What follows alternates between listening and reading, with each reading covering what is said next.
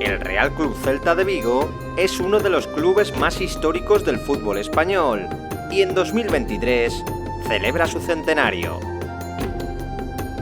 Durante muchos años, el club luchó por mantenerse en primera, pero con el cambio de siglo hubo una época en la que los vigueses pudieron disfrutar del mejor Celta de la historia. Con un equipo repleto de grandes leyendas, el conjunto celeste enamoró a toda Europa con su fútbol, protagonizando partidos memorables y paseando el nombre de Vigo por el viejo continente durante 6 años consecutivos.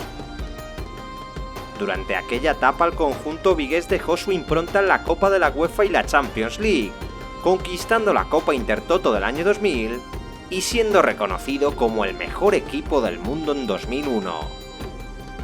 Hoy, en Memorias del Fútbol, recordamos el origen y el final del Eurocelta, del mejor Celta de la historia.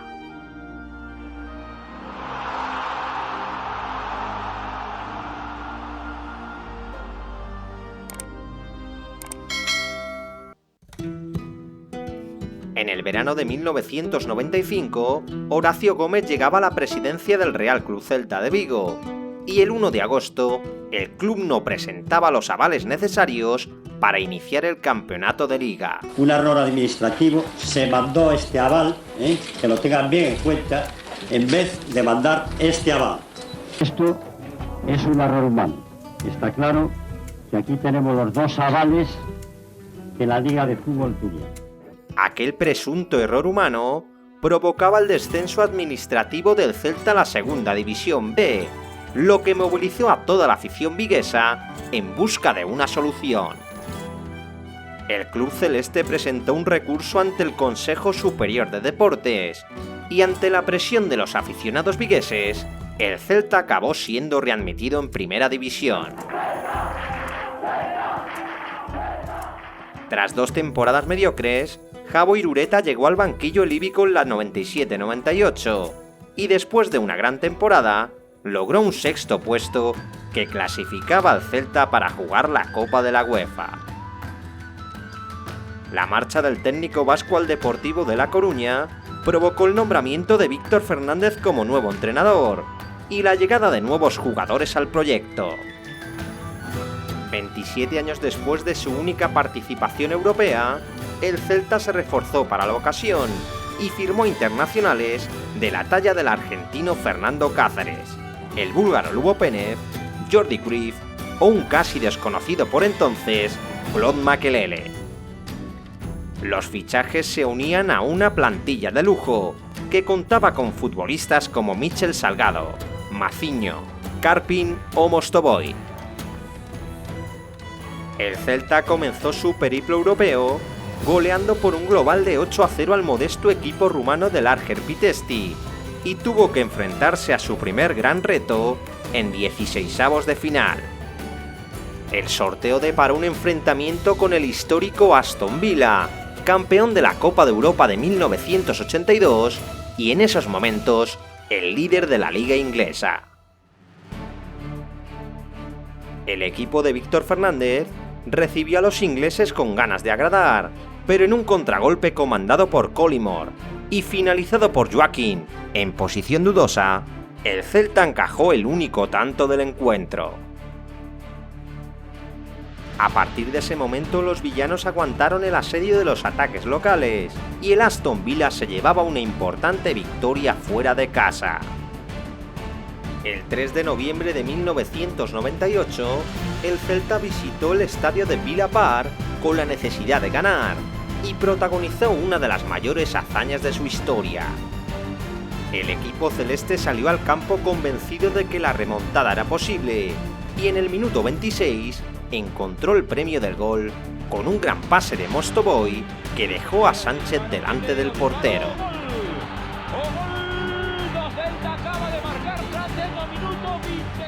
3 minutos después del tanto líbico, el Aston Villa disfrutó de un penalti muy riguroso. El colegiado señaló mano de Maciño dentro del área y Stan Collymore completó el empate desde los 11 metros. A pesar de la injusticia, el Celta no desesperó y en el minuto 35, Mostovoy volvió a dar ventaja a su equipo tras transformar en gol un magistral lanzamiento de falta.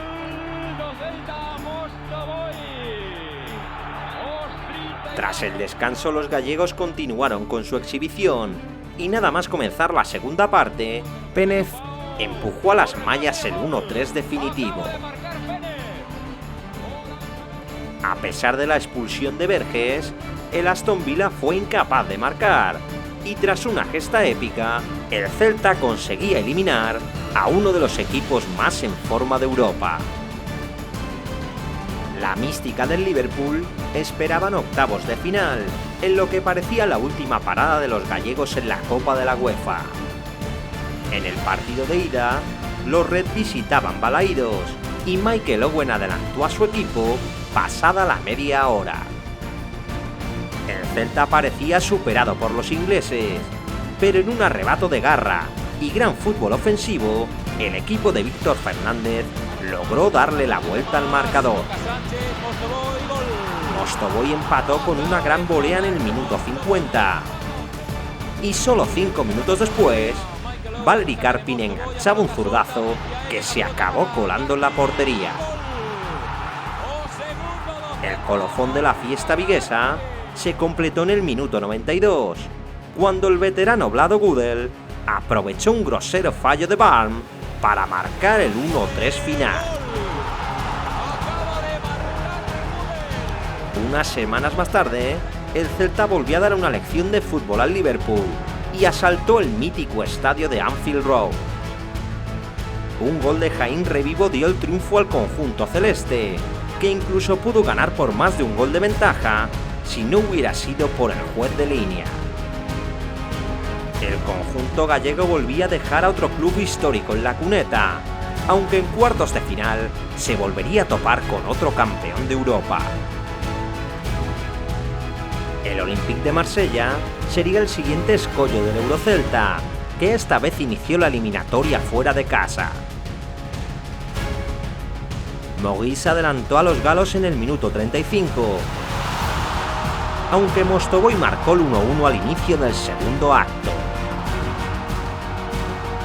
Otro tanto de Maurice acabó dando el triunfo al conjunto francés, que visitó Balaídos dispuesto a mantener el 2-1 de ventaja. En Galicia, el cerrojo defensivo del Marsella se le atragantó al Celta, que por más que lo intentó, fue incapaz de batir la meta francesa. Los vigueses marraron cada una de sus acometidas ofensivas y tras 90 minutos de impotencia, acabaron despidiéndose en cuartos de su sueño europeo.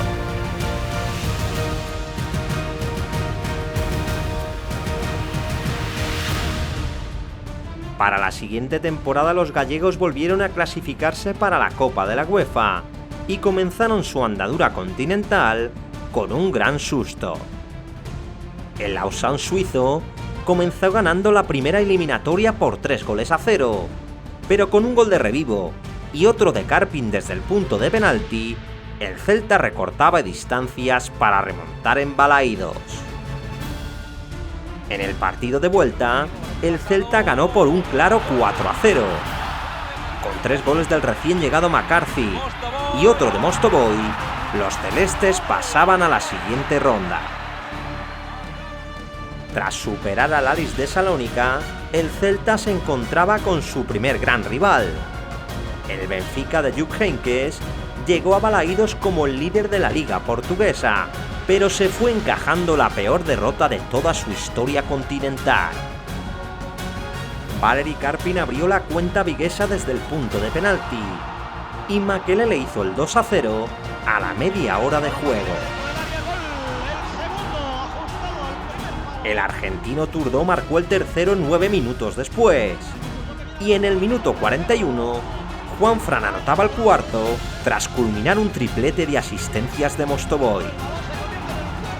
En la segunda parte prosiguió la exhibición del Celta, que con un fútbol de toque rápido y vertical machacó a su rival sin piedad. Turdó y Karpin volvieron a batir a Henke y Mostovoy consiguió marcar el 7-0 final. El equipo de Víctor Fernández arrolló a todo un bicampeón de Europa y tras un intrascendente 1-1 en Lisboa, se clasificaba para los octavos de final.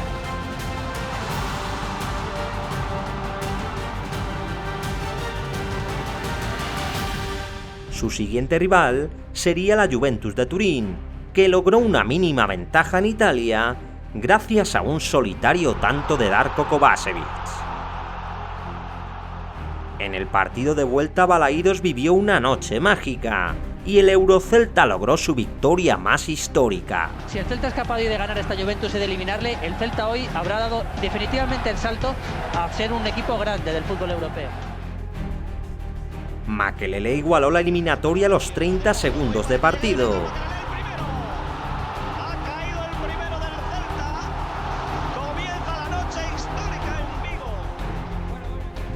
Y poco antes de la media hora, Antonio Conte fue expulsado tras ver una doble amarilla. Cartulina amarilla para Antonio Conte, tenía una cartulina amarilla, se marcha a la calle. Antonio Conte se queda con 10 la Juventus. Con un jugador más, los gallegos impusieron su juego y en el minuto 33 el Celta logró el 2-0. El autogol de Birindelli clasificaba al equipo celeste y la Juventus comenzó a perder los nervios. Paolo Montero dejó con 9 a su equipo tras agredir a Karpin y la segunda parte se convirtió en un mero trámite. McCarthy aprovechó un error de Van der Sar para marcar el tercero y un desconcertado Carlo Ancelotti sacó a Zidane para buscar el milagro.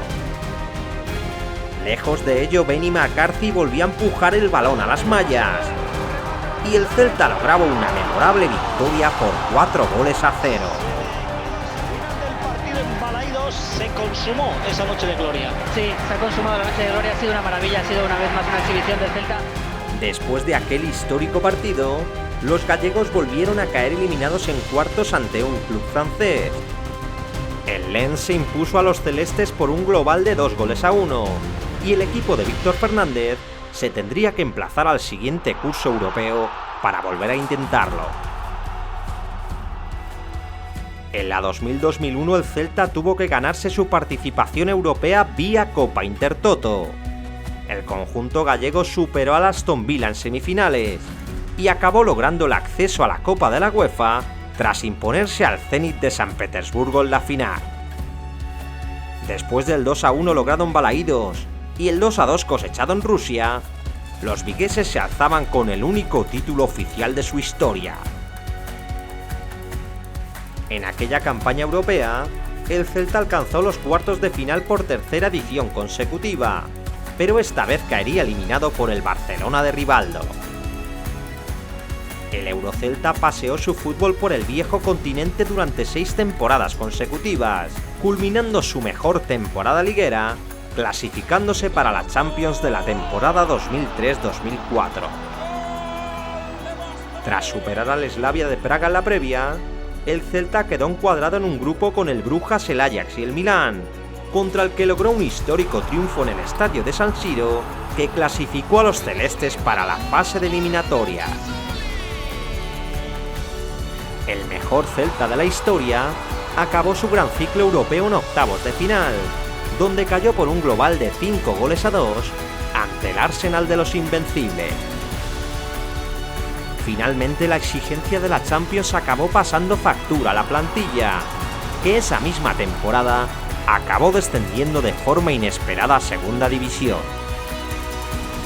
Así finalizaba el periplo del Eurocelta, que tras un lustro de buen fútbol y victorias épicas, enamoró al viejo continente al ritmo de la Riancheira.